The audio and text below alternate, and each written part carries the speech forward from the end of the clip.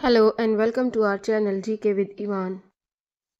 आज का हमारा टॉपिक है थार्नडाइक का सिद्धांत। ये सिद्धांत HTET, CTET, REET, KVS exam के लिए इम्पोर्टेंट है। पेडागोजी में इससे इम्पोर्टेंट क्वेश्चन पूछे जाते हैं।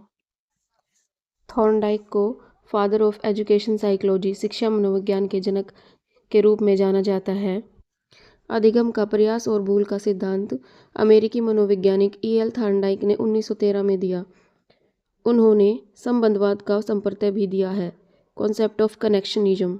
थॉर्नडाइक के द्वारा एक पुस्तक लिखी गई है, एनिमल इंटेलिजेंस, जिसमें उन्होंने जानवरों के ऊपर अध्ययन किया है। इन्होंने अपने प्रयोग में भूखी बिल्ली को पिंजरे में बंद किया और उसके सामने भोजन का टुकड़ा रख दिया। बिल्ली ने बाहर निकलने के लिए बहुत सारे प्रयत्न किए और लास्ट में सफल होकर उसने भोजन प्राप्त कर लिया दरवाज़ा खोल के। अंत में बिल्ली ने लीवर पे पैर रखा, दरवाज़ा खोला और भोजन खा लिया। थॉर्नडाइक पहले मनोवैज्ञानिक है जिन्होंने पशुओं पर प्रयोग किया है। छोटे बच्चों के अधिगम के लिए यह सिद्धांत बहुत उपयोगी है। इस सिद्धांत से बालकों में धैर्य, परिश्रम के गुणों का विकास होता है। बालकों में परिश्रम के प्रति रुचि जागृत होती है। मंदबुद्धि बालकों के लिए भी ये सिद्धांत बहुत उपयोगी है। अनुभव के द्वारा छात्र लाभ प्राप्त कर सकते हैं। बालक आशावादी, आत्मनिर्भर बनता है। गणित, विज्ञान, समाजशास्त्र आदि सीखने में भी ये सिद्धांत बहुत उपयोगी है। इस सिद्धांत को अन्य नामों से भी जाना जाता है, जैसे संबंधवाद का सिद्धांत, SR theory, SR beyond theory, बंध का सिद्धांत, theory of diligence and patience, परिश्रम एवं धैर्य का सिद्धांत। थॉर्नडाइक ने अधिगम के कुछ और नियम भी दिए हैं, जिनको दो भागों में बांटा है, मुख्य नियम और गौण नियम। मुख्य नियम में निम्नलिखित है: तत्परता का नियम, लॉ ऑफ रीडीनेस, अभ्यास का नियम, लॉ ऑफ एक्सरसाइज, और प्रभाव का नियम, law of effect. Secondary laws, गौण नियम, बहुप्रतिक्रिया का नियम, आंशिक क्रिया का नियम, मनोवृत्ति का नियम, आत्मीकरण का नियम और संबंधित परिवर्तन का नियम। तत्परता का नियम: जब कोई व्यक्ति या इकाई किसी कार्य के लिए तैयार होती है तो उसका करना संतोषजनक होता है, और जब वह व्यक्ति तैयार नहीं होता तो उस काम का करना कष्टदायक होता है। जैसे 2 वर्ष के बच्चे को वॉलीबॉल खेलना नहीं सिखाया जा सकता, क्योंकि वह उस ज्ञान को सीखने के लिए तत्पर नहीं है। तत्पर मतलब वो इस ज्ञान को सीखने के लिए मैच्योर नहीं है उतना। उस वॉलीबॉल खेलने के लिए 2 साल का बच्चा मेंटली एंड फिजिकली रेडी नहीं होता है। अभ्यास का नियम: जैसे किसी कार्य को बार बार करने से व्यक्ति उसमें निपुण हो जाता है और उसे भूलता नहीं है, जबकि अभ्यास न करने पर वह उसे भूलने लगता है। इसे उपयोग और अनुपयोग का नियम भी कहते हैं, जहाँ उपयोग से संबंध मजबूत होते हैं और अनुपयोग से कमज़ोर पड़ते हैं। जैसे साइकिल चलाना या पहाड़े याद करना, बार बार दोहराने से चीज़ें याद हो जाती हैं और व्यक्ति उसमें कुशल हो जाता है, और जिस क्रिया का अभ्यास छोड़ दिया जाता है उससे व्यक्ति भूलने लगता है। यह अनुपयोग का नियम। प्रभाव का नियम: जिन कार्यों के सुखद परिणाम होते हैं उनके दोहराए जाने की संभावना बढ़ जाती है, जबकि जिन कार्यों के अप्रिय या दंडात्मक परिणाम होते हैं उनके दोहराए जाने की संभावना कम हो जाती है। इसके पॉजिटिव इफेक्ट: जब किसी व्यवहार के बाद प्रशंसा या पुरस्कार मिलता है तो उस व्यवहार को दोहराया जाता है, जैसे अच्छा काम करने पर तारीफ मिलना। नेगेटिव इफेक्ट: जब किसी व्यवहार के बाद डांट या सजा मिलती है तो उस व्यवहार से बचा जाता है, जैसे देर से आने पर मीटिंग का छूटना। प्रभाव के नियम ने ऑपरेंट कंडीशनिंग, क्रिया प्रसूत अनुबंध के विकास की नींव रखी और व्यवहार मनोविज्ञान के लिए महत्वपूर्ण साबित हुआ है। Secondary laws.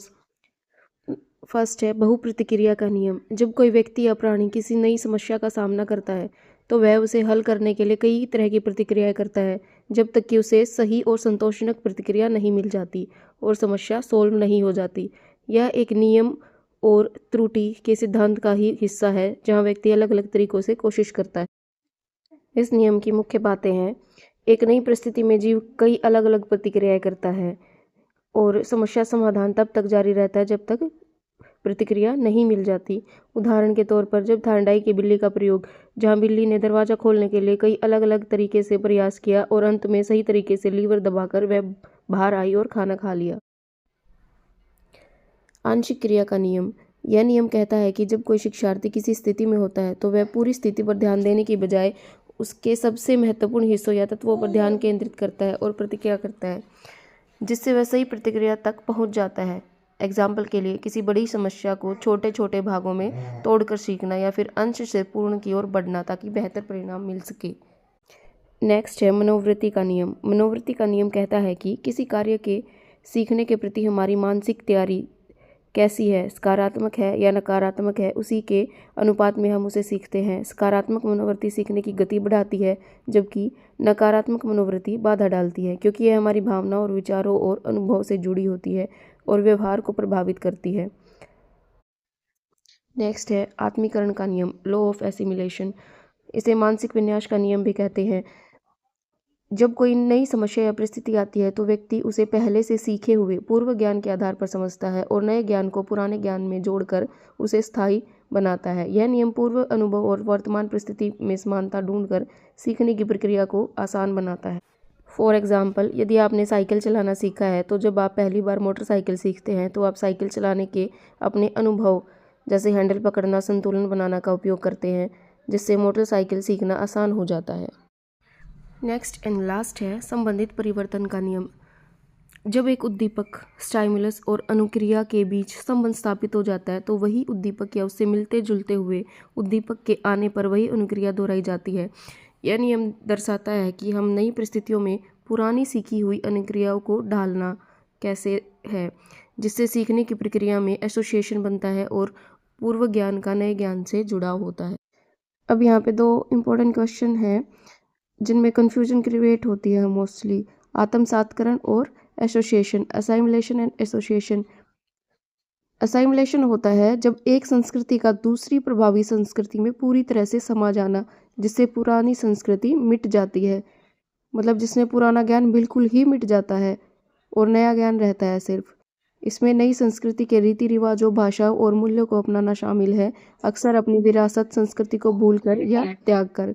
उदाहरण के लिए कोई अप्रवासी जो अपनी भाषा और रीति रिवाज छोड़कर केवल नई देश की भाषा और संस्कृति अपना ले, तो ये क्या होता है, एसिमिलेशन। और एसोसिएशन सामंजस्य होता है लोगों या चीज़ों का एक साथ जुड़ना, संबंध बनाना या एक संगठन बनाना।